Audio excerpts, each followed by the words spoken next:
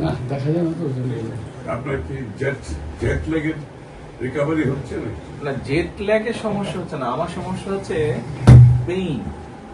ওই যে দাঁড়ায় দাঁড়িয়ে দাঁড়ায় দাঁড়ায় মানে এই কয়েকদিনে মিলিয়ে গতকালকেও তো জিপের থেকে বাসে একটু ইজি হয়, দাঁড়িয়ে জিপিতে বসে মানে 3 দিনে 8 আওয়ার্স আমি হাত তুলেছি।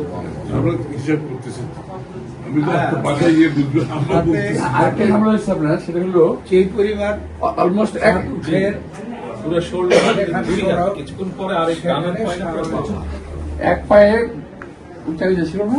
এক পায়ে উঁচা নিচা, তাতে হয়েছে কি আবার হ্যাঁ, হাঁটুতে দেখলাম ব্যথা। এটা আমি ফিল করছি ওদিন, যে এই এক পায়ে তো মানে হাঁটুতে ব্যথা, হাঁটুতে পরে ব্যথা করছিল। যাই হোক, এগুলো ঠিক হয়ে যাবে। আপনাদের একটা জেট লেগ টের পাবেন না।